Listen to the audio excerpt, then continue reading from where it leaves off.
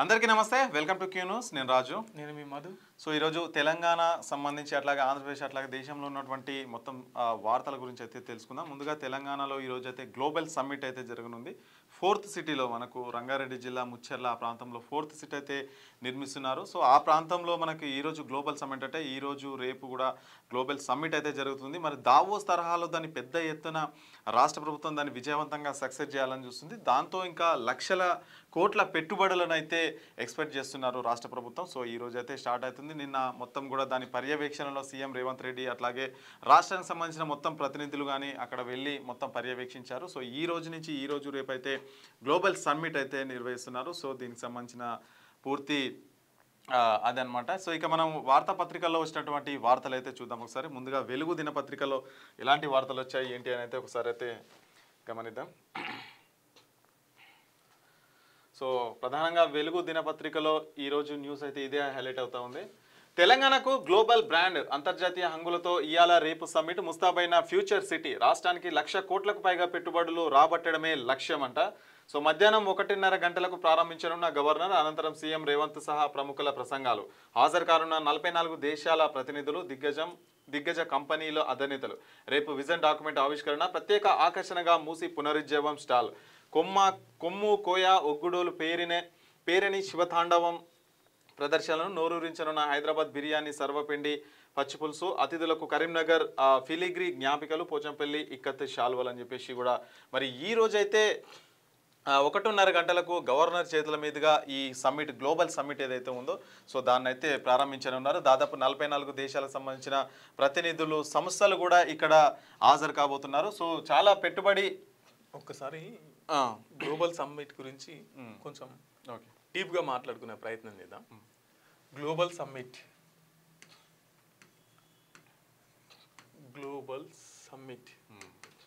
Global అంటే ప్రపంచం, summit అంటే ఒక సమూహం మాట్లాడుకునే చర్చ, ప్రపంచవ్యాప్తంగా మాట్లాడుకునేటువంటి చర్చ గ్లోబల్ సమ్మిట్. ఇది తెలంగాణలో ఏర్పాటు చేస్తున్నారు. ఎందుకోసం అంటే 2047 rising Telangana, $3 trillion economy, $3 trillion economy తెలంగాణలో సృష్టించేందుకు ఈ గ్లోబల్ సమ్మిట్. సరే, ఇది వ్యూహం బాగానే ఉంది, మంచి పనే, సక్సెస్ అయితే మంచి పని. అవును, కానీ దీన్ని సక్సెస్ చేసేటట్టు ఈ రూపురేఖలు ఉన్నాయా, అసలు రేవంత్ రెడ్డితో అవుతుందా కాదా అనేది చూసుకుందాం. తెలంగాణలో 2023లో కాంగ్రెస్ ప్రభుత్వం అధికారంలోకి వచ్చిన తర్వాత అధికారం రావడానికి 6 గ్యారెంటీలు. ఫస్ట్ ఈయన ఇచ్చిన 6 గ్యారెంటీలు, ప్రజలకు 6 గ్యారెంటీలు ఇస్తే ఓట్లేసి రేవంత్ రెడ్డిని గెలిపించుకున్నారు. మరి ఈ 6 గ్యారెంటీల సంగతి ఏమైంది? 6 గ్యారెంటీలలో ఎన్ని అమలు చేసిరు? తులం బంగారం అన్నారు, ఇంటికో స్కూట్ అన్నారు, జాబ్ క్యాలెండర్ అన్నారు, 2500 అన్నారు. ఇవేవి లేవు. ఇవన్నీ ప్రజలు మర్చిపోవాలి, ఇవన్నీ కూడా అడగొద్దు. ఇవన్నీ నుంచి బయట పడాలంటే, ఇవన్నీ నుంచి ఆలోచనలు బయట తేవాలంటే కొత్తది పట్టుకోవాలి. దీనికంటే ముందు మూసి పునరుజ్జీవనం, మూసి మొత్తం మురికి కడుగుతాం. ఇంతకుముందుకు ఆడ డల్లాసులు ఎట్లుండే, అక్కడంతా ఎట్లుండే, మొత్తం మంత్రులంతా ఆడికి పోయి చూసి ఆడెట్లుందో ఇక్కడ అట్లా చేస్తాం అని చెప్పేసి పేదోళ్ళ ఇల్లు, దాని పక్కనున్న పేదోళ్ళందరూ ఇల్లు కూడా కొట్టి వాళ్ళని రోడ్డు మీద వేసాడు. దాని తర్వాత హైడ్రా, మొత్తం హైదరాబాద్ మొత్తం చెరువులన్నీ కబ్జాలు అయిపోయినాయి, నాలలన్నీ కబ్జాలు అయిపోయినాయి, అందరు ఇల్లులు కట్టుకున్నారు అని చెప్పేసి అవన్నిటిని కూలగొట్టి మళ్ళీ పేదలను అందరినీ రోడ్డు మీదకి తీసుకొచ్చాడు. ఈ మూసి ఎటుపోయింది, ఈ హైడ్రా ఎటుపోయింది. దీంతో పాటుగా ఈ ఫార్ములా కేసు, తర్వాత కాళేశ్వరం ఇట్లా ఇవన్నీ ఎంక్వైరీలు. గత ప్రభుత్వం 1,00,000 కోట్లు తిన్నది, ఇన్ని కోట్లు తిన్నది అని చెప్పేసి ఇవన్నీ ఎంక్వైరీలు. ఇప్పుడు ఇవేమి లేవు. ఇది పోయింది, ఇది పోయింది, ఇది పోయింది, ఇది పోయింది, ఇది పోయింది, ఇది పోయింది. ఇగో ఇప్పుడు కొత్తగా 2 ఏళ్ళు అవుతుంది, తెర మీద తీసుకొచ్చారు. 2 ఏళ్ళు అవుతుంది దీనికి. ఇప్పుడు గ్లోబల్ సమ్మిట్ అంటే కనీసం 40 దేశాల నుంచి ఇతరత్ర పెద్దలు వస్తారు. దీన్ని తీసుకుపోయి ఇప్పుడు హైటెక్ సిటీలను, గచ్చిబౌలిలను పెడితే వాళ్ళకు కూడా అబ్బా సిటీ ఎంత అద్భుతంగా ఉంది, ఏం కట్టడాలు ఉన్నాయి, ఎంత డెవలప్ అయింది అనేది కానొస్తుంది. కానీ తీసుకుపోయి ఎన్నో అడవిలో పెట్టిండు. అడవిలో ఇప్పుడు గుడిసెలు వేయాలి, టెంట్లు వేయాలి. ఈ గుడిసెలకు టెంట్లకే దగ్గర 100 కోట్లు ఖర్చు అవుతున్నాయి. 100 కోట్లు. ఈ 100 కోట్ల సొమ్ము ఎవరిది? ప్రజలది. 100 కోట్ల సొమ్ము ఈ గ్లోబల్ సమ్మిట్ కోసం ఖర్చు చేస్తారు. ఇంత ముందుకు అందర పోటీకి 150 కోట్లు. ఈ గుడిసెలు ఎత్తానికి టెంట్లు ఎత్తానికే 100 కోట్లు. ఇప్పుడు హైదరాబాద్లో ఇటువంటి వేదికలను ఏర్పాటు చేసుకున్న దీనికి ఎంత 5,000 మంది వస్తారు అనుకుందాం. 5,000 మందికి 3,000 మంది పోలీసులు 3,000 మంది. ఓకే, అంటే మనిషికి ఒకలాగా చూడు ఇంత మందిని ఇబ్బంది పెడుతూ రేవంత్ రెడ్డి 2047 గురించి కలలుగా అంటుండు. అప్పటిదాకా ఈయన ఉంటాడో ఇంకోళ్ళు వస్తారో ఇంకేమవుతుందో తెలియదు కానీ ఇంత ముందుకు చేసిన వాళ్ళు అంతా ఏమయ్యారో తెలియదు కానీ ఇది ఒక కొత్త రాగం, కొత్త పాట ఫ్యూచర్ సిటీ. ఇవన్నీ డైవర్షన్ పాలిటిక్స్. 6 గ్యారెంటీల గురించి అడగొద్దు, మూసి పునరుజ్జీవం గురించి అడగొద్దు, హైడ్రా గురించి అడగొద్దు, దేని గురించి అడగొద్దు. మనకు కొత్త రాజధాని వస్తుందని చెప్పేసి దాని గురించి దీని గురించి మాట్లాడుకోవాలి, దీని గురించే కలలుగా అంటుండాలి. కలలుగా అనుకుంటే జనాలు ఆ విధంగా బతకాలన్నట్టు. ఇంకోటి దీనికి గ్లోబల్ సమ్మిట్ కు ఇతర దేశాల పెద్దలు కంపెనీలు వస్తున్నారంటే ఓకే, ఇతర రాష్ట్రాల ముఖ్యమంత్రులు కూడా వస్తున్నారంట. ఓకే, ఇప్పుడు ఇతర రాష్ట్రాల ముఖ్యమంత్రులు వచ్చినప్పుడు మా రాష్ట్రానికి రండి అని చెప్పేసి వాళ్ళని తీసుకుపోతారు కదా. ఎందుకు ముఖ్యమంత్రులు ఎందుకు? ఏముండదు, స్వరడబ్బా పరడబ్బా పరస్పర డబ్బా అంతే. సో దీనికోసం ఈ గ్లోబల్ సమ్మిట్ ఏర్పాటు చేస్తున్నారు.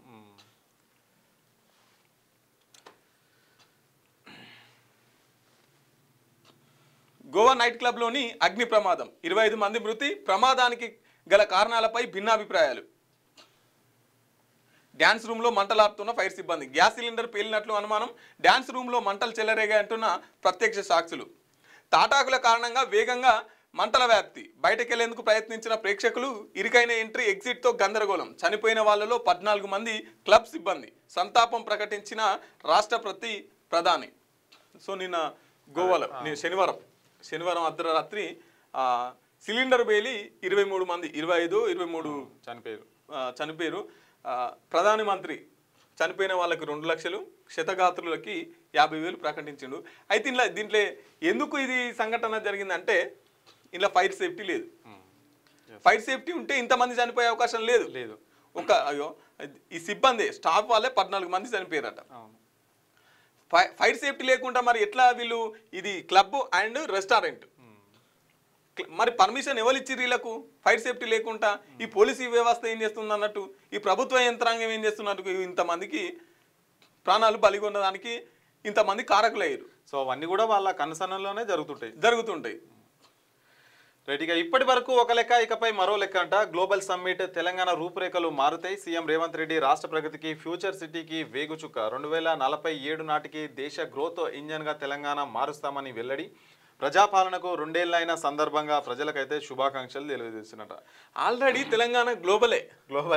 ఆల్రెడీ గూగుల్ ఉన్నది, అమెజాన్ ఉన్నది. ప్రపంచవ్యాప్తంగా ఏం పెద్ద కంపెనీలు ఏమైతున్నాయో అవన్నీ హైదరాబాద్లో ఉన్నాయి. భారతదేశ వ్యాప్తంగా ఏమైతే పెద్ద కంపెనీలు ఉన్నాయో అవన్నీ కూడా తెలంగాణలో ఉన్నాయి. ఆల్రెడీ గ్లోబలే తెలంగాణ, గ్లోబల్ సిటీయే తెలంగాణ. ఇంకా కొత్త చేసేది ఏముండదు. మళ్ళీ ఈయన ఏం మాట్లాడతాడు? అసలు నేను అడిగితే ఇతర దేశాలలో దొంగను చూసినట్టు చూస్తున్నారు. నా తల నరికినా, నా అడ్డంగా చేసినా కూడా నా దగ్గర రూపాయి ఉడతలేదు నాకు. ఢిల్లీకి పోతే చెప్పులు ఎత్తుకపోయటం లెక్క చూస్తున్నాను. ఎవడు అసలు అప్పిత్తలేడా అని చెప్పేసి మాట్లాడుతున్నాడు. ఇప్పుడు ఈ గ్లోబల్ సమ్మిట్ తోని ఇక మొత్తం పెట్టుబడులు చేస్తాడు. 2047 కల్లా ఫ్యూచర్ సిటీ కలర్ అంటున్నాడు. అట్లా ఉంది. ఇక బీఆర్ఎస్ పని కథం. జూబ్లీహిల్స్ ఓటమితో మరింత డౌన్ఫాల్. మంత్రి వివేక్ వెంకటస్వామి. ఊళ్ళలో ఆ పార్టీకి క్యాడర్ కూడా లేదు. సర్పంచ్ ఎన్నికల్లో మాకు పోటీనే కాదు, అన్ని స్థానాల్లో గెలిచి క్లీన్ స్వీప్ చేస్తామని ధీమా అయితే వ్యక్తం చేస్తున్నారంట. మరి పోటీ లేనప్పుడు మరి ఈ విధంగా కాంగ్రెస్ పార్టీ ఎందుకు ఏకగ్రీవాలు చేస్తుంది అనేది అర్థం కాదు. ఇప్పుడు ఈ మధ్య మనం చూసుకుంటే ఈ సర్పంచ్ ఎన్నికలు స్టార్ట్ అయినప్పటి చాలా ఏకగ్రీవాలు అవుతున్నాయి. వార్డు మెంబర్లు కావచ్చు, సర్పంచ్లు కావచ్చు, ఏకగ్రీవాలు అవుతున్నాయి. మరి ఏకగ్రీవాలు అయితే ఎన్నికలు ఎందుకు? ఎవరినో ఒకరిని ఎన్నుకుంటే అయిపోతుంది కదా. ముఖ్యంగా నిన్న ఇదే వెలుగు పేపర్లో చూసినాం, 95% సభ్యులు ఎవరైతే ఉన్నారో వాళ్ళందరూ కూడా కాంగ్రెస్ పార్టీ సంబంధించిన వాళ్ళు. అంటే మరి కాంగ్రెస్ పార్టీ అధికారంలో ఉంది కాబట్టి కాంగ్రెస్ పార్టీ వాళ్ళని ఏమంటారు ఏకగ్రీవాలని చేసుకొని ఇగో మాకు ఇన్ని సీట్లు వచ్చినాయని చూపించుకోవడానిక ఏకగ్రీవాలు చేసేది. మరి ప్రజాస్వామ్యం ఎందుకు, ఎన్నికలు ఎందుకు? ఇట్లా చేసుకుంటే పోటీయే లేనప్పుడు, పోటీయే కాదు అనుకున్నప్పుడు మరి ఎన్నికలు ఎందుకు? మరి డైరెక్ట్ పోతే అయిపోతుంది. ఎందుకు కాంగ్రెస్ పార్టీకి సంబంధించిన అభ్యర్థులకు ఏకగ్రీవాలు చేయాల్సి వచ్చింది? అంతే కదా. ఇప్పుడు ఇక్కడ కూడా ఊర్లలో ఎలక్షన్లలో ఏం చేస్తారు అంటే మొత్తం ఎమ్మెల్యే ఎలక్షన్లు అయినట్టు అభివృద్ధి పార్టీకి అభివృద్ధి జరగాలంటే అధికారంలో ఉన్న పార్టీకే ఓట్లు వేయాలని చెప్పేసి ఒక కొత్త రాగం ఎత్తుకోరు. అట్లేం లేదు. మీరు సర్పంచ్ నిజాయితీ నిబద్ధత కమిట్మెంట్ కలిగిన సర్పంచ్ అయితే అది ఏ పార్టీ అయినా సరే, ఇండిపెండెంట్ అభ్యర్థినైనా సరే, అభివృద్ధి ఏమంటారు అధికార పార్టీ అయితేనే అభివృద్ధి అవుతుంది అనేది ఏముండదు. కేంద్రం నుంచి వచ్చే నిధులు కేంద్రం నుంచి వస్తాయి, రాష్ట్రం నుంచి వచ్చే నిధులు రాష్ట్రం నుంచి వస్తాయి. మన మన గ్రామానికి ఏవేవైతే అవసరం ఉంటే అవన్నీ వస్తాయి. దాన్ని సమర్థవంతంగా ఖర్చు పెట్టే ఒక సర్పంచ్ అయితే మనకు సరిపోద్ది. అది అధికార పార్టీయా ప్రతిపక్ష పార్టీయా ఇండిపెండెంటా కాదు. ప్రజలు కూడా ఆ భ్రమలలోకి వెళ్ళి బయటికి రావాలి. ఎందుకంటే అధికార పార్టీ ఉంది కాబట్టి ఆ సర్పంచ్ గెలిస్తేనే మనకు నిధులు వస్తాయి అన్నట్టు అట్లా కాదు. మన జనాభా ప్రాతిపదిక ఎంత ఉందో, ఎంత రావాల్సిందో రాష్ట్రం నుంచి కేంద్రం నుంచి ఖచ్చితంగా సంవత్సరానికి ఎంత రావాలో అంత రావాల్సిందే, అంతే. దానికి ఎవరిని ఆపడానికి ఎవరికి కూడా రైట్స్ అనేది ఉండవు. అట్లా ఇక్కడ ఓటర్లు కూడా గుర్తుపెట్టుకోవాలి. ఏంటంటే కులం చూసో, పార్టీ చూసో, ప్రాంతం చూసో, లేకపోతే మా నాయకుడు అని కులం చూసో ఇవి కాదు. ఆయనే సమర్థవంతంగా పనిచేస్తాడా చేయడా, దీన్ని చూసి మీరు ఓట్లేయండి. ఇక కోటరకు అవి అమ్ముడు వేయరానికి, కోటరకు 1000 రూపాయలకు అమ్ముడు వేయరానికి ఇప్పుడు ఒక్కో సర్పంచ్ 30 లక్షలు 40 లక్షలు ఖర్చు పెడుతున్నాడు. 30 లక్షలు 40 లక్షలు ఒక సర్పంచే ఖర్చు పెడుతున్నాడు అంటే ఆయన ఏం ఆశించి పెడుతున్నాడు, ఏం ఉద్దేశం కోసం పెడుతున్నాడు? అంతే కదా. సర్పంచ్కి అన్ని పైసలు ఇప్పుడే ఎక్కడి నుంచి వచ్చినాయి? నిన్న సోషల్ మీడియాలో ఒక వీడియో వచ్చింది. సర్పంచ్కి 5000 జీతం ఉంటుంది, 6000 జీతమే 5000 జీతమే ఉంటుంది. సర్పంచ్ పదవి అయిపోయేసరికి ఆయనకు బంగ్లా, ఫార్చునర్ కార్లు, ఈ 6000 జీతాలలో ఇవన్నీ ఎట్లా వస్తాయి అని చెప్పేసి సోషల్ మీడియాలో చాలా వైరల్ అవుతుంది. నిజంగా ఇప్పుడు 6000 జీతంలో ఆయన పదవి దిగిపోయే వరకు ఫార్చునర్ కార్ వస్తుంది, ఇంట్లో పెద్ద బిల్డింగ్ వస్తుంది, ఫామ్ హౌస్లు వస్తున్నాయి, ఇవన్నీ వస్తున్నాయి. ఇవన్నీ ఎట్లా వస్తున్నాయి 6000 జీతంతో? ఆ లాజిక్ ఏదో చెప్తే మనం కూడా అవును చేస్తాం కదా. జనాలు ఏమనుకుంటారు అంటే ఇప్పటి వరకే చూస్తున్నారు. అదే కదా, ఇప్పటి వరకు ఎవడు మంచిగా మందలు ఇచ్చిండు, ఎవడు. ఇంకోటి ఊళ్ళల్లో ఎట్లుంటది అంటే ఒక వార్డు మెంబర్ గెలవాలంటే మునుం పెడతాడు, ఆ వార్డు నుంచి ఈ వార్డు దాకా ఎమోషనల్ బ్లాక్ మెయిల్ చేస్తారు, కాలం ముక్కుతారు, కాలం మీద వాడి లేవరు, ఓటేస్తా అని దాకా లేవరు, ఒట్లేపించుకుంటారు. ఇగో ఇటువంటి బ్లాక్ మెయిల్ చేస్తుంటారు అన్నట్టుగా. పాలనలో మార్పు రాలేదు, కేసీఆర్ పై రేవంత్ వచ్చిండు తప్ప దోపిడీ ఆగలేదు, కేంద్ర మంత్రి కిషన్ రెడ్డి అంటున్నారు. ప్రజాపాలన కాదు, ఇది ప్రజా వంచన పాలన. దమ్ముంటే హామీల అమలుపై చర్చకు రావాలి. గతంలో సీఎం అండ్ సన్, ఇప్పుడు సీఎం అండ్ బ్రదర్స్ పాలన, రామచంద్రరావు అంటున్నారు. బీజేపీ ఫార్మాట్ మారాలి, టెస్ట్ మ్యాచ్ కాదు 2020 ఆడాలి అని చెప్పేసి రాకేష్ రెడ్డి అంటున్నారు. ఇందిరా పార్క్ ధర్నా చౌక్లో బీజేపీ మహాధర్నా అయితే చేస్తుంది.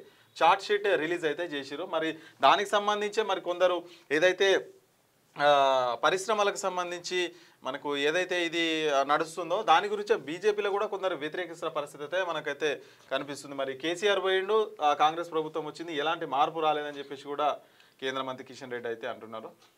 అభివృద్ధికి కిషన్ రెడ్డి అడ్డంకి, కేంద్రం నుంచి నిధులు రాకుండా మోకాలు అడ్డుతున్నాడు.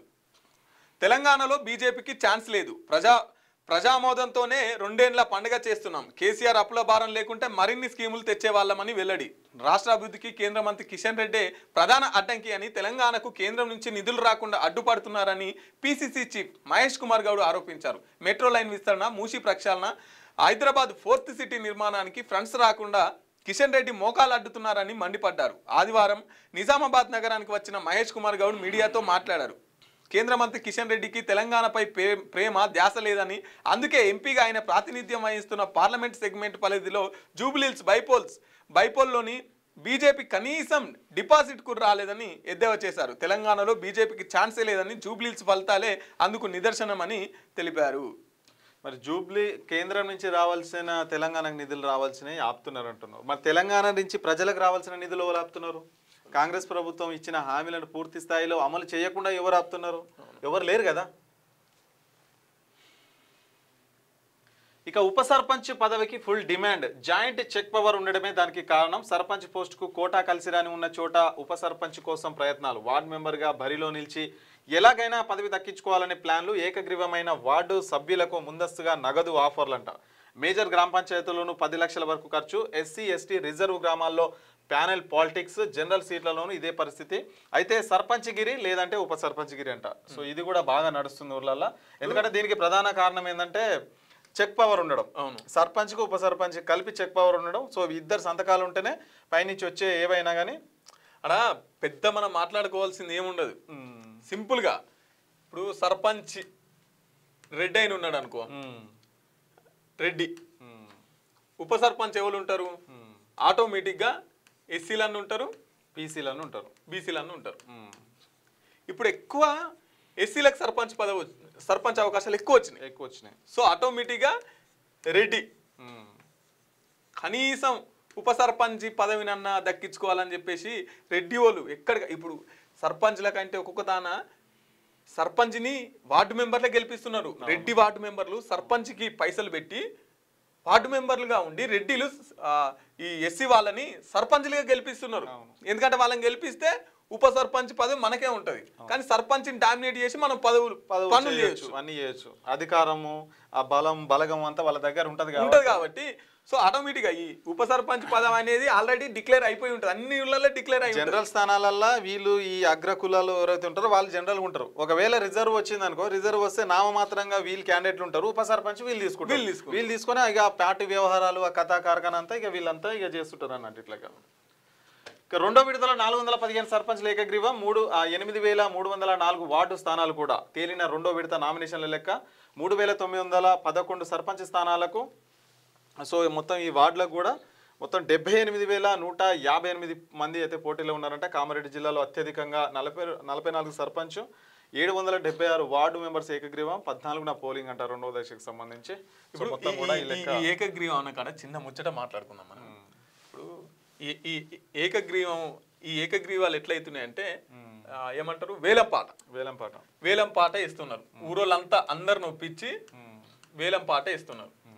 వేలం పాట ఎంత? 40 లక్షలకు వచ్చింది అనుకో, 40 లక్షలు వాడి ఒక ఆయన సర్పంచ్ పదవిని పొందుతాడు, 40 లక్షలు. వీళ్ళు ఏమనుకుంటారు జనాలంటే, మా ఊరికి 40 లక్షలు వచ్చినాయి అనుకుంటారు, మా ఊరికి 40 లక్షలు వస్తున్నాయి, దీన్ని ఎట్లా ఖర్చు పెడదాం, వీళ్ళు ఈ భ్రమలలోనే ఉంటారు. ఇవి కాకుండా ఇప్పుడు ఒక బీఆర్ఎస్, తర్వాత కాంగ్రెస్, తర్వాత బీజేపీ, ఇంకా ఆడ ఇండిపెండెంట్ అభ్యర్థులు, ఇంకా అంతో కొంత ఖర్చు పెట్టే వాళ్ళు ఉంటారు కదా. ఇప్పుడు ఒక ఊరికి 40 లక్షలు పెట్టి సర్పంచ్ పదవిని కొంటే ఒక బీఆర్ఎస్ అయినా 30 లక్షలు ఖర్చు పెడుతుండు, ఒక కాంగ్రెస్ అయినా 30 లక్షలు ఖర్చు పెడుతుండు. ఇక బీజేపీ కొంచెం తక్కువ ఉంటుంది కాబట్టి ఓ 15-20 అన్న వేసుకో. ఇండిపెండెంట్ అభ్యర్థులు అడుగుతాను అందరు కలిపైనా కూడా ఓ 10 లక్షలు వేసుకో, 5 లక్షలు వేసుకో. ఎంత అవుతున్నాయి? 30, 60, 75, 80. మీరు వీళ్ళందరినీ పోటీ చేయనిస్తే 80 లక్షలు ఖర్చు అవుతాయి ఊరికి. ఏకగ్రీవంగా ఎన్నుకుంటే 40 లక్షలు ఖర్చు అవుతాయి, సగానికి సగం. వీళ్ళకేముంది 40 లక్షలు వస్తున్నాయని ఉన్నది, కానీ ముగ్గురిని పోటీ చేయనిస్తే 80 లక్షలు వస్తాయి. 80 లక్షలు. సో ఇది గుర్తుపెట్టుకోవాలి పబ్లిక్. మరో 79 డయాలసిస్ సెంటర్లు, హాస్పిటల్, మెడికల్ కాలేజీలు, సిహెచ్సిల్లో ఏర్పాట్లు, ఎమర్జెన్సీ కేసుల కోసం 50 ఆసుపత్రుల్లో స్పెషల్ యూనిట్లు. సర్కారు వైద్య ఆరోగ్య శాఖ ప్రతిపాదనలు. రాష్ట్ర వ్యాప్తంగా ప్రస్తుతం 102 సెంటర్లు. కిడ్నీ రోగులకు మెరుగైన వైద్యం అందించేందుకు ప్రభుత్వం చర్యలు తీసుకుంటున్నది. రాష్ట్ర వ్యాప్తంగా మరో 79 డయాలసిస్ సెంటర్ల ఏర్పాటుకు సన్నాహాలు చేస్తున్నది. ఈ మేరకు ప్రతిపాదనలు వైద్య ఆరోగ్య శాఖ అధికారులు గత నెలలో ప్రభుత్వానికి పంపించారు. తెలంగాణ వైద్య విధాన TVVP పరిధిలో 55 సెంటర్లు, director of medical education DME పరిధిలో మెడికల్ కాలేజీల్లో 4 ఏర్పాట్లు చేయాలని సూచించారు. వీటితో పాటు గ్రామీణ ప్రాంతాల్లో సేవలు విస్తరించేలా 20 PHCలను CHCలుగా అప్గ్రేడ్ చేసి అక్కడ కూడా డయాలసిస్ యూనిట్లను నెలకొల్పాలని కోరారు. ఈ మధ్యలో విపరీతంగా వెళ్ళిపోతున్నాయి ఇవి డయాలసిస్ సెంటర్లు. ఎక్కడ చూసినా అవే. మరి గట్టిగా నీళ్ళు తాగితే ఇది రానే రాదు, అంతే. గట్టిగా నీళ్ళు తాగకనే ఈ రోగం. హైదరాబాద్లో ట్రంప్ అవెన్యూ, గూగుల్ స్ట్రీట్, అంతర్జాతీయ టెక్ కంపెనీల పేర్లతో రోడ్లు. ఫ్యూచర్ సిటీ ప్రధాన రోడ్డుకు రతన్ టాటా పేరు. సీఎం రేవంత్ రెడ్డి వినూత్న ప్రతిపాదనలు. నాకు ఈ సీఎం రేవంత్ రెడ్డి విజన్ అర్థం కాలే. అటు పోతేనేమో SP బాలసుబ్రహ్మణ్యం విగ్రహం అంటాడు, మళ్ళీ తర్వాత రోషే విగ్రహం ఆల్రెడీ పెట్టాడు, మళ్ళీ జూబ్లీ హిల్స్కి పోయి NT రామారావు విగ్రహం పెడతా అంటాడు. ఇక ఈ రతన్ టాటా తర్వాత ఈయన పేరు ఏం పేరు, ట్రంప్, వీళ్ళ పేర్లు తెలంగాణలో పెడతా అంటారు. తెలంగాణలో గూడ అంజన్న, మొన్న చనిపోయిన గద్దరు, అందశ్రీ, తర్వాత కాళోజీ, జయశంకరు, శ్రీకాంతాచారి, స్వర్ణక్క, తర్వాత ఈయనే యాదయ్య, సిరిపురం యాదయ్య, ఇట్లా ఎంతో మంది అమరవీరులు ఉన్నారు. వాళ్ళందరూ గుర్తుకొత్తలేరా ఈయనకు? వీళ్ళ విగ్రహాలు పెట్టారా ఇక్కడ? ఇలా పేర్లు ఎక్కడ గుర్తు పెట్టుకోవద్దా? మొత్తం ఎక్కడెక్కడో పేర్లు తీసుకొచ్చి అదంతా తెలంగాణ గుర్తుదా అంటాడు. పెట్టుకోవద్దనే ఈ ప్లాన్ అనమాట. అంతే రైట్. ఇక ఇవి వెలుగు సంబంధించినవి. ఆంధ్రజ్యోతి సంబంధించిన పేపర్లో వార్తలు చూద్దాం ఒకసారి. ఏందని ప్రధాన వార్త అయితే దావోస్ తరహాల దద్దరిల్లేలా అని చెప్పేసి కూడా అదే వస్తుంది. ప్రపంచ ఆర్థిక సదస్సుగా తెలంగాణ రైజింగ్ గ్లోబల్ సమ్మిట్ అంతర్జాతీయ సదస్సుకు సిద్ధమైన ఫ్యూచర్ సిటీ పూర్తయిన ఏర్పాట్లు. విజయవంతంగా డ్రై రన్ సమ్మిట్కు హాజరు కానున్న 44 దేశాల ప్రతినిధులు. నేటి మధ్యాహ్నం ప్రారంభించనున్న గవర్నర్ సర్వాంగ సుందరంగా సమ్మిట్ ప్రాంగణం ముస్తాబు. ప్రాంగణంలో తెలంగాణ తల్లి విగ్రహం ఏర్పాటు, ఆకట్టుకోనున్న డ్రోన్ షో, సాంస్కృతిక కార్యక్రమాలు. సో మొత్తం కూడా బలగాలు గ్రేహౌండ్స్ బలగాలతో పహారా అయితే చేస్తున్నారు. మొత్తం 44 దేశాలకు సంబంధించిన ప్రతినిధులు అయితే హాజరు కాబోతున్నారు. ఇక పవర్ఫుల్ తెలంగాణ అంట 2047 నాటికి ఉద్దార రహితంగా మార్చడమే లక్ష్యం. 9 రంగాలపై దృష్టి సారించిన రాష్ట్ర ప్రభుత్వం విజన్ డాక్యుమెంట్పై సమగ్ర కార్యాచరణ ప్రణాళిక. తెలంగాణ నెట్ జీరో సంస్థ ఏర్పాటు. 3 ట్రిలియన్ల ఆర్థిక వ్యవస్థ లక్ష్యంగా పెట్టుబడుల ప్రణాళిక. 2047 కల్లా ప్రతి ఇంటికి కనీసం 1 GB వేగంతో నెట్. గ్లోబల్ సమ్మిట్కు 3 అంచెల భద్రతా వలయం. 6000 మంది పోలీసులతో అయితే భద్రతా ఏర్పాట్లు అయితే చేస్తున్నారంటే ఇంకా ఈ 2040 నాటికి ఒకవేళ ఈ గ్లోబల్ సమ్మిట్ సక్సెస్ అయ్యి రైజింగ్ తెలంగాణ అంటారు కదా, ఇంట్లో ఏం లేదు, పేదోళ్ళంతా అడక తినాలి, బలిసిన వాళ్ళు ఇంకా మంచిగా బతకాలి. ఎవడు అడుగుతున్నాడు 1 GB ఇగో 40 కల్లా 1 GB నెట్ వేగంతో అంట. ఏది ఇప్పుడు దానివల్ల ఏమైతే కడుపు నిండుతుందా? ఇంటింటికి 1 GB నెట్ ఎవడు అడుగుతున్నాడు? ఒక యూరియా బస్తా ఇయ్యలేనాడు 1 GB నెట్ ఇస్తా అంటున్నాడు. అదే కదా విచిత్రం. రైతులకు యూరియా బత్తి ఇస్తలేడు, ఇంటింటికి ఒకటి యూరియా బత్తి. తినడానికి తిండి గతి లేదు, మనకు 1 GB నెట్ ఎందుకు? నెట్ ఇప్పుడు వస్తలేదా? సరిపోదా? ఇంకెంత స్పీడ్ కావాలా? ఈ డ్రోన్ షోలు గిన్నిస్ రికార్డు కొట్టాలని చెప్పేసి ఈ డ్రోన్ షోలు ప్లాన్ చేశారు గిన్నిస్ రికార్డు కోసం.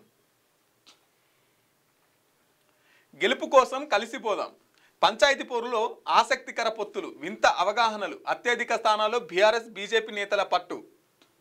కొన్ని గ్రామాల్లో కాంగ్రెస్ బీజేపీ నాయకుల మధ్య ఒప్పందాలు. మరికొన్ని చోట్ల కాంగ్రెస్ బీఆర్ఎస్ నడుమ కూడా సిద్ధాంతాలను పక్కన పెట్టి పంచాయతీ గెలుపు కోసం దోస్తీ. ప్రధానంగా అధికార పార్టీకి వ్యతిరేకంగా ఒకటవుతున్న విపక్షాలు. ఒక్కో సీటుకు 4 పోటీ. 2వ విడత పంచాయతీ ఎన్నికల్లో 3911 సర్పంచ్ స్థానాలకు 13,128 మంది, 415 స్థానాలు ఏకగ్రీవం. 5 చోట్ల రాని నామినేషన్లు. వార్డుల బరిలో 78,158 మంది, 107 సీట్లకు నామినేషన్లు 0. ఇక ముగ్గురు కలిసి పోటీ చేస్తున్నారు. గ్రామాలలో పార్టీలకు అతీతంగా బీఆర్ఎస్ కాంగ్రెస్ మద్దతు ఇస్తుంది, కాంగ్రెస్ మద్దతు ఇస్తుంది. ఇట్లా రకరకాలుగా వాళ్ళైతే ప్లాన్లు చేసుకుని అయితే ఉండాలి. అట్లా స్నేహభావం ఊళ్ళల్లో ఉండాలి. దాన్ని ఏమంటారు అంటే ఇప్పుడు పార్టీల కోసం కొట్లాడుకోకుండా ఇట్లా కలిసి రావడం కూడా మంచి పరిణామమే. అవును. ఇప్పుడు ఇవాళ ఎలక్షన్లు అయిపోతాయి, 14 తారీఖు నాడు మొత్తం ఎలక్షన్లు అయిపోతాయి. మళ్ళీ నీటి పక్కకు నా ఇల్లు ఉంటుంది, నా ఇంటి పక్కకు నీళ్ళు ఉంటుంది. నీ మొక్క నేను చూడాలి, నా మొక్క నువ్వు చూడాలి. ఈ ఓట్ల కోసం మన ఇద్దరం దూరం అయితే వైషమ్యాలు ఇట్లా చేయడమే మంచిదని చెప్పొచ్చు. ఒక విధంగా పోలీసులే దొంగల్లా అర్ధరాత్రి శవాన్ని తెచ్చి మరో ఠాణా పరిధిలో పడేశారు. గుర్తు తెలియని మృతదేహం. కేసు దర్యాప్తు తప్పించుకునేందుకు ప్లాన్. గుట్టు చప్పుడు కాకుండా ఓ షాపు ముందు పడేసి వెళ్లిన కానిస్టేబుల్ హోంగార్డ్. సీసీ కెమెరాకు చిక్కిన దొంగ పోలీసులు. యూపీలోని మీరట్లో. యూపీలో జరిగిందంటే వాళ్ళతో కాదు, ఇదంతా తలకాయ నొప్పి. తీసుకుపోయి వేరే పోలీస్ స్టేషన్ పరిధిలో వేసిరంట. అట్లా ఉన్నారు పోలీసులు. మరి అవతల మీరు ఇదంతా తలకాయ నొప్పి మనకెందుకు రాని. నిన్నటి దాకా ఒక లెక్క, నేటి నుంచి మరో లెక్క అంట. భారత్ ఫ్యూచర్ సిటీ రేపటి తెలంగాణ ప్రగతికి వేగు చుక్క అంట. నా ఊపిరి ఉన్నంత వరకు తెలంగాణ రైజింగ్ కు తిరుగుండదు. అందరికీ ప్రజాపాలన 2 ఏళ్ల విజయోత్సవ శుభాకాంక్షలు చెప్తున్నాడు సీఎం రేవంత్ రెడ్డి. ఇక గోవాలోని నైట్ క్లబ్ లో అగ్ని ప్రమాదం. 25 మంది మృతి చెందిరంట. ఇక బీచ్ నైట్ క్లబ్ లో అర్ధరాత్రి అగ్ని కీలలు. బాణసంచ పేలుడుతో క్షణాల్లో వ్యాపించిన మంటలు. ఇరుకుదారిలో బయటకు వెళ్లలేకపోయిన బాధితులు. బేస్మెంట్ లో చిక్కుకొని ఊపిరాడక పలువురు మృతి. మృతుల్లో 4 పర్యాటకులు, 14 మంది సిబ్బంది. 7 మృతదేహాలను గుర్తించాల్సి ఉందన్న గోవా పోలీసులు. క్లబ్ యజమానులు మేనేజర్పై క్రిమినల్ కేసు నమోదు. మృతుల కుటుంబాలకు గోవా సర్కార్ 5 లక్షలు, కేంద్ర ప్రభుత్వం 2 లక్షలు అయితే ఎక్స్గ్రేష్ చేస్తుందంట. నిజంగా బాధాకరం. నిజంగా ఇది ఖచ్చితంగా ప్రభుత్వం ఏదైతే అవి చర్యలు ఉంటాయో, మరి ఫైర్ సేఫ్టీ కావచ్చు, ఇవన్నీ చర్యలు లేకపోవడం వల్లనే దాదాపు అక్కడ అంతమంది చనిపోయారు అనేది అయితే. ప్యాకేజ్ ఫుడ్కే జై. ఆన్లైన్లో ప్రతి 2 విక్రయాల్లో ఇది ఒకటి ఇన్స్టాంట్ ఆహారమే. ఆన్లైన్లో ఆహారం కొనే కుటుంబాల్లో 39% దీనివైపే. ఆయా కుటుంబాల్లోని జెన్జీ యువతే ఇందుకు కారణం. క్విక్ కామర్స్లో నిత్యం కొనుగోళ్లు. అధిక కొవ్వు, చక్కెర, ఉప్పు ఉన్న ఆహారంపై ఇష్టత. దేశవ్యాప్తంగా 277 జిల్లాల్లో సర్వే. ఇంట్లో ఉండడం బంద్ చేసిర్రు. వంట లేదు, వింటలేదు, ఆన్లైన్లో కొట్టుకోవడం, తిప్పించుకోవడం, తినడం, ఇదే పని అయిపోయింది. దానివల్ల ఇక మరి హాస్పిటల్ పెరుగుతాయంటే ఎందుకు పెరుగు, రోగాలు రావా అంటే ఎందుకు రావు, ఇక ఉభయకాయము ఇవన్నీ ఎందుకు రావు, వస్తూనే ఉంటాయి. అయితే ఇంకొక 10-20 ఏళ్లలో ఒక 30 ఏళ్లలో హాస్టల్స్ పెరిగిపోతే ఫుడ్స్ పెరిగిపోతాయి. కిరాయికి ఎవడు ఉండడు. లేడీస్ హాస్టల్లో లేడీస్ ఉంటారు, బాయ్స్ హాస్టల్లో బాయ్స్ ఉంటారు, హోటల్లో పోయి తింటారు. ఇక బతకంతా ఇట్లనే ఉంటుంది. ఇక అంతే. ఇక దక్షిణాది వంటకంబు ఓహోహో మాకై విందు. ఒక పాత సినిమాలో విలక్షణ నటి సూర్యకాంత డాలర్ బజ్జీ అని అమ్మితే నవ్వుకున్నాం. కానీ ఇప్పుడు సీజన్ నిజమైంది. అమెరికాలో దక్షిణ రుచులకు ఆదరణ పెరుగుతోంది. భారతీయ ఆహారం అంటే నాన్ రోటీ, చికెన్ టిక్కా, మసాలా వంటివే అనుకున్న అమెరికన్లు కోటి బుచింతులను గోంగూర పచ్చడి అంటూ ఇప్పుడు మన వంటకాలను లొట్టలేసుకొని తింటున్నారు. మన వంటకాలను ఇష్టంగా తింటున్న అమెరికన్లు. ఇక కిషన్ రెడ్డికి మాట్లాడే అర్హత లేదు. రాష్ట్ర అభివృద్ధికి ఆయన చేసింది ఏం లేదు. కేంద్ర ప్రాజెక్టులను అడ్డుకున్నారు. 8 లక్షల కోట్ల అప్పులకు వడ్డీలు కడుతూనే సంక్షేమ పథకాలు అమలు చేస్తున్నామని చెప్పేసి టీపీసీసీ మహేష్ కుమార్ గౌడ్ అంటున్నారు. ఇక కాంగ్రెస్ వంచక పాలనపై మహాధర్మ యుద్ధం అంట. కమిషన్ల కాంగ్రెస్ను గద్దె దించే వరకు విశ్రమించాం. అధికారంలోకి రాగానే అర్బన్ నక్సల్స్ను అంతం చేస్తాం. హిందువులకు ముక్కోటి దేవుళ్ళు, కాంగ్రెస్కు ముగ్గురే. జూబ్లీహిల్స్లో గెలిచింది కాంగ్రెస్ కాదు, మజ్లిస్ పార్టీ. అందుకే హిందూ దేవుళ్లను అవమానిస్తున్న రేవంత్ ఉద్దీన్ అంట. మహాధర్నలో బీజేపీ రాష్ట్ర అధ్యక్షుడు రామచంద్రరావు మద్యం అమ్మకపోతే కాంట్రాక్టర్లకు బిల్లులు ఇవ్వలేని దుస్థితి అయితే వచ్చిందంట. హామీలపై ప్రజలు కాంగ్రెస్ ను నిలదీయాలని చెప్పేసి కిషన్ రెడ్డి అయితే వ్యాఖ్యలు చేస్తున్నారు. రద్దులోనే విమానాలు. ఆదివారం 650 సర్వీసులు రద్దు చేసిన ఇండిగో విమానాశ్రయంలోని వేలాది మంది పడిగాపులు సంక్షోభాన్ని సరిదిద్దేందుకు కమిటీ ఏర్పాటు చేశాం. ఆదివారం ఉదయానికల్లా 610 కోట్లు రిఫండ్ చేశాం. 10వ తేదీ కల్లా అన్ని సర్వీసులు నడుపుతాం. ఇండిగో కేంద్ర విధానాల ఫలితమే ఇండిగో సంక్షోభం. కాంగ్రెస్ ఈ అంశాన్ని రాజకీయం చేయొద్దు. రామ్మోహన్ 5,000 విమానాల రద్దు, 8 లక్షల మంది ఇబ్బంది. మీ మాట ఇండిగోడు వినడు, వాళ్ళ మాట మీరు వినాలి. వందే మాతరంపై లోక్సభలో చర్చ. వెలుగులోకి రాని కీలక విషయాలు వెల్లడించేందుకే 150 ఏళ్ల వేడుకల్లో భాగంగానే రేపు రాజ్యసభలోను రేపటి నుంచి సరసహా ఎన్నికల సంస్కరణపై చర్చ. ఇది ఆంధ్రజ్యోతికి సంబంధించినటువంటి పత్రిక. సో ఈనాడు సంబంధించిన హెడ్డింగ్ ఏముంది చూద్దాం ఒకసారి. తెలంగాణ రైజింగ్కు వేలాయే. విశ్వ యవనికపై రాష్ట్ర ఖ్యాతి చాటేలా ఫ్యూచర్ సిటీలో గ్లోబల్ సదస్సు నేడు ప్రారంభించనున్న గవర్నర్ జిష్ణుదేవ్ వర్మ. మధ్యాహ్నం సీఎం రేవంత్ రెడ్డి ప్రసంగం. హాజరు కానున్న 44 దేశాల ప్రతినిధులు, ప్రజా పారిశ్రామిక దిగ్గజాలు, వివిధ రంగాల నిపుణులతో చర్చాగోష్ఠులు, 1,00,000 కోట్లకు పైగా పెట్టుబడులకు MOUలు, 2 రోజుల సదస్సుకు భారీ స్థాయిలో ఏర్పాటు అని చెప్పేసి ప్రధానంగా ఇదే వార్త అయితే కనిపిస్తుంది. ఇంకా రెగ్యులర్గా ఉన్నట్టే. ఇక గాన్య పడుతున్న ఇండిగో నడిచిన 1,650 సర్వీసులు 650 అయితే రద్దయినాయంటే 10వ తేదీ నాటికి సాధారణ స్థితికి వస్తుందని చెప్పేసి అయితే చెప్తున్నారు. రిఫండ్ల రూపంలో 610 కోట్లు అయితే విడుదల చేసిరంటూ ఒక వార్త అయితే కనిపిస్తుంది. ఇక్కడ ఏ వర్గానికి న్యాయం చేశారు? కాంగ్రెస్ 2 ఏళ్ల పాలనలో చర్చకు సిద్ధమా? భూములు అమ్మకపోతే పూట గడవని స్థితి. భాజపా మహాధర్నలో కేంద్ర మంత్రి కిషన్ రెడ్డి చెప్తున్నారు. రాష్ట్రంలో వీళ్ళు అమ్మితే దేశంలో వాళ్ళు అమ్ముతున్నారు అంతే. అంటే రెండో దశలో 415 సర్పంచ్ స్థానాలు ఏకగ్రీవమైనంటే 8,304 వార్డు సభ్యుల పదవులు సైతం మిగిలిన 3,912 గ్రామాల్లో సర్పంచ్ బరిలో 13,128 మంది అయితే పోటీలో ఉన్నారు అని చెప్పేసి ఇక్కడ. ఇంకా నిర్లక్ష్యానికి నిండు ప్రాణాలు బలి. నేను గోవాకు సంబంధించి 25 మంది దుర్మరణం పాలయ్యారు. హైదరాబాద్లో ట్రంప్ ఎవెన్యూ గూగుల్ స్ట్రీట్ అంట. అదే ఇందాక మాట్లాడుకున్నదే. ఫ్యూచర్ సిటీ ప్రధాన రోడ్డుకు రతన్ టాటా పేరు సీఎం రేవంత్ రెడ్డి అయితే ప్రతిపాదన చేసిరంట. ఇక వందే మాతరంపై చర్చకు 10 గంటలు లోక్సభలో సమయం కేటాయింపు నేడు ప్రారంభించనున్న ప్రధాని మోదీ. సో ఇవి దేశంలో ఉన్నటువంటి, రాష్ట్రంలో ఉన్నటువంటి ఏం జరుగుతున్నాయి అని మొత్తం కూడా వార్తా విశేషాలు. ఇక మరొక ఎపిసోడ్తో మళ్ళీ రేపు ఇదే టైంకి కలుసుకుందాం. అంతవరకు చూస్తూనే ఉండండి క్యూ న్యూస్. నేను రాజు. Thank you.